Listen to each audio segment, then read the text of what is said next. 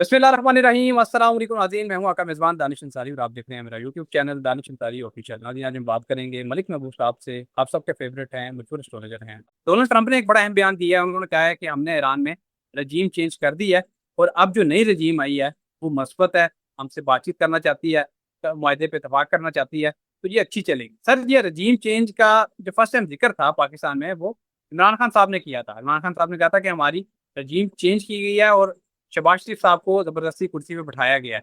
Sir, ये रजीम change वाली बात मुझे लगता है पाकिस्तान में दोबारा इसका नारा बुलंद होने वाला है, क्योंकि डोनाल्ड ट्रंप ने इस बात को एक्सेप्ट कर लिया, अमेरिका ने इस बात को एक्सेप्ट कर लिया कि हम रजीम चेंज करते हैं। आप क्या देख रहे हैं, पाकिस्तान में इस वाले से कोई पॉलिटिकल एक्टिविटी दिखाई देती है आपको?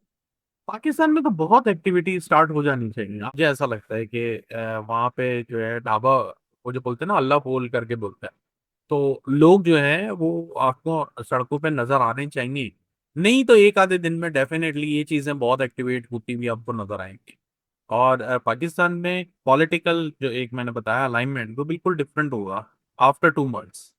ये 2 महीने के ही मेहमान नजर आता है मुझे। गवर्नमेंट बेशक इन्होंने अपने लिए झंडे गाड़े हैं दुनिया में कि भाई हमने ये सालसी का किरदार अदा किया, लेकिन उससे पाकिस्तान की आवाम को कुछ नहीं मिलने वाला और ना ही सितारों की पोजीशन उस लिहाज से चेंज होती है।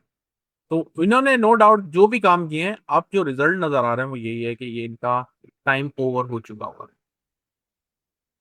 ओके, अच्छा वली साहब, आपकी दो प्रोडिक्शन दुरुस्त साबित हुई हैं। और दिलचस्प बात यह है, आपने कहा कि पॉलिटिकल एक्टिविटीज आपको दिखाई देती है। सर, आज़ाद कश्मीर में शदीद किस्म की पॉलिटिकल एक्टिविटी दिखाई दे रही है। और एक्शन कमेटी है, कलअदम एक्शन कमेटी, जो अपने मुतालबात मनवाने में कामयाब हो गई है। और मलिक साहब, आपने कहा था कि ये अपने मुतालबात मनवा लेंगे। वो कामयाब किस तरह हो गया? बिलावल भुट्टो ने एक्सेप्ट कर लिया। उन्होंने कहा है कि हम बंदूक के जोर पर महाजिन की नशिस्तें खत्म नहीं कर सकते। बिलावल भुट्टो ने एक्शन कमेटी से मामला सियासी अंदाज में हल करने पर जोर दिया है। यानी कि सर, आखिरकार हुकूमत ने घुटने टेक दिए हैं। उन्हें उन्होंने समझ आ गई है उन्हें कि हम बंदूक के जोर पर सारे काम नहीं करवा सकते। जैसे पीटीआई को फुटे लाइन लगा दिया, उन्होंने सोचा कि एक्शन कमेटी को भी फुटे लाइन लगा देंगे, सियासी तौर पर बातचीत से मामला हल होंगे। लेकिन सर, आपको क्या दिखाई देता है? क्या वो एक्शन कमेटी इतने सारे लोगों की डेथ के बाद, खासतौर पे हमारे जो पुलिस एहलकार हैं उनकी डेथ के बाद, ये दोनों पार्टीज, हुकूमत और एक्शन कमेटी, बैठेंगी, किसी चीज पे इतफाक करेंगी? जहां तक मुझे याद पड़ता है, इत्तेफाक तो दूर की बात है सर, ये इनका जो इलेक्शन है या कोई रिजल्ट है जो 27 जुलाई को एग्जैक्टली आ रहा है, या इलेक्शन है या रिजल्ट है, मुझे याद नहीं है कि इलेक्शन है, क्या। इलेक्शन है, 27 जुलाई को इलेक्शन। इलेक्शन है, गिलगित में, तो अब सब। कश्मीर में। जी। तो 27 जुलाई को एग्जैक्टली सेटन रेट्रोग्रेड हो रहा है। तो मुझे ये मामला, देखिए, मान तो उन्होंने लिया है, वही बात है कि टेम्परेरी पॉज आ सकता है, रिजल्ट चेंज नहीं होने वाला है। तो जो आप बोल रहे हैं कि आपस में पैचअप हो जाएगा, मुझे नहीं दिख रहा। पैचअप वही होगा कि वो उन्हीं की चलेगी, फिर ये मामला आगे बढ़ेंगे, वरना नहीं होगा। सर, पीटीआई की तरफ से कोई डेवलपमेंट दिखाई देती है? आप पीटीआई का ढांचा आप खासतौर पे गौर से देखते हैं? जरा है, पीटीआई पाकिस्तान की अहम पार्टी है और बड़ी पार्टीज में से है, लेकिन क्यादत ठीक नहीं है, वो हम जानते हैं। क्या कोई बड़ी डेवलपमेंट पीटीआई की तरफ से देख रहे हैं आप? बड़ी डेवलपमेंट यही होगी कि आवाम जब सड़कों पे आएगी तो ये भी बीच में आएंगे और उस चीज का फायदा उठाएंगे। और जब भी फायदा उठाएंगे तो इनको बेनिफिशियल बेनिफिशियल रिजल्ट जो है ये एक्सपेक्ट कर सकते हैं। लेकिन क्यादत से और जो जायचे से कोई मेजर इकदाम मुझे इनसे नजर नहीं आ रहा। ये किसी और चैनल के थ्रू जो है अपने नंबर बढ़ाने की कोशिश करेंगे, खुद कुछ करते हुए नजर नहीं आ रहा। मलिक साहब, आप कहना चाह रहे हैं कि ये बहती गंगा में हाथ धोएंगे? वो मैं हाँ जी, समझ गया बिल्कुल। हूँ और देखने हाँ, वाले भी समझ गए हैं। बिल्कुल। और थोड़ी। एक लास्ट क्वेश्चन है मलिक साहब। पीटीआई को आखिरकार डील ऑफर की गई है और पीटीआई ने एक्सेप्ट भी कर लिया। पीटीआई हुकूमत के साथ बातचीत करने के लिए एक मरतबा फिर तैयार हो गई है। वो पिछले 3 साढ़े 3 साल में पीटीआई कई दफा हुकूमत के साथ बैठी, लेकिन उसका नतीजा कोई नहीं निकला। इस मरतबा कोई नतीजा निकलता देख रहे हैं? क्या ये बैठेंगे भी, क्या नहीं बैठेंगे?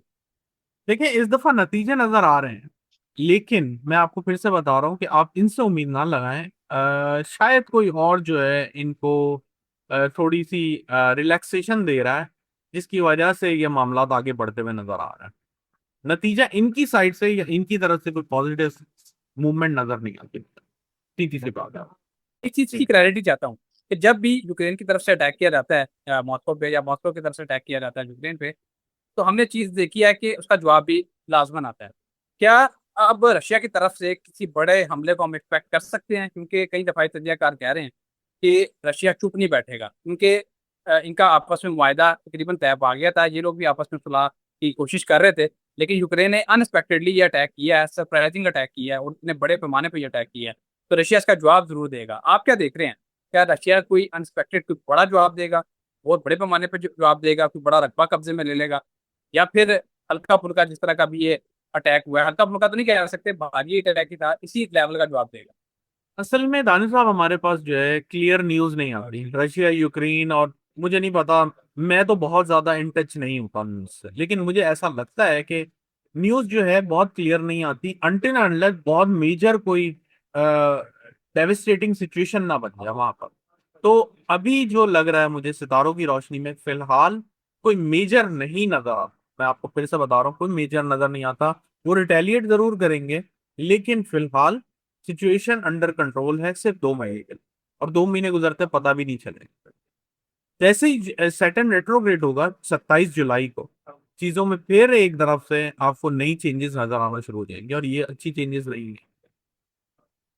मनी साहब, अभी आपने जिक्र किया कि 2 महीने के पीस के आपको थोड़े पीस के दिखाई देते हैं, लेकिन उसके बाद फिर ये काम शुरू हो जाएगा। मनी साहब, अभी जब ये मुआहदा तय पाया है, अमेरिका के वजीर खारजा ने एक बात की है। उन्होंने कहा है कि 14 नकात हमने रख दी हैं, दस्तखत भी हो गए हैं। ज़रा जो उसका फाइनल ड्राफ्ट है वो फाइनलाइज हुआ है अभी जनेवा में। उसको बिल्कुल फाइनलाइज करने के लिए, आपस में तमाम चीज़ों पर इत्तेफाक करने के लिए एक और मुफाहमती यादाश्त पे भी दस्तखत होने हैं। तो इस हवाले से उन्होंने ये कहा है, अमरीकी वज़ीर ख़ारजा ने, उन्होंने कहा कि अगर इन निकात पे अमल ना किया गया ईरान की तरफ से, तो हम दोबारा बम्बार्डमेंट करेंगे और बड़े पैमाने पे करेंगे और ईरान को सबक सिखाएंगे। सर, वो एक तरफ कह रहे हैं कि खाना खा और ऊपर से डंडा भी मार रहे हैं। ये क्या हो रहा है? ये क्या आप जो बात कर रहे हैं वो इसी वाले से कर रहे हैं कि 2 महीने पीस के रहेंगे फिर दोबारा जंग शुरू हो जाएगी? जी बिल्कुल, उस हवाले से भी है, बल्कि मुझे जो अगले 2-3 महीने हैं उसमें ये 2 मुल्क नहीं है, दूसरे और ममालिक भी नजर आते हैं।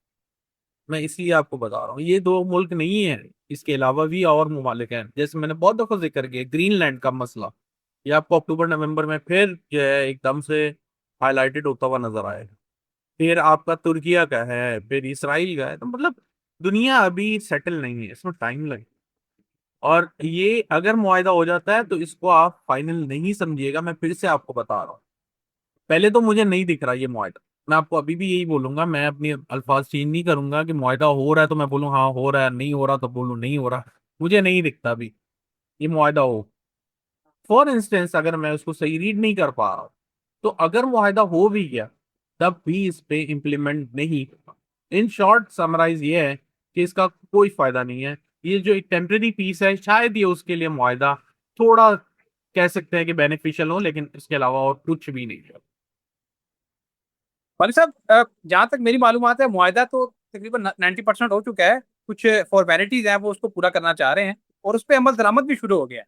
अमल दरामद ये शुरू हुआ है कि बंदरगाह जो है, नाकाबंदी उसकी खत्म कर दिया है। ईरान की जो बंदरगाहें हैं उनकी नाकाबंदी अमेरिका ने खत्म कर दी है। लेकिन आपकी इस बात से मैं बिल्कुल तबाह करता हूँ कि इसकी जो इम्प्लीमेंट है, इस पे कई तजियाकार भी ये कह रहे हैं कि बहुत मुश्किल है, क्योंकि जो ये 14 नकात पे इतफाक हुआ है, ये 14 नकात बहुत मुश्किल है। ये वही 14 नकात हैं जो समझ लें कि जो पाकिस्तान बनते वक्त भी पेश किए गए थे, इतने ही मुश्किल थे, और ये भी बहुत मुश्किल है। आप क्या देख रहे हैं सर?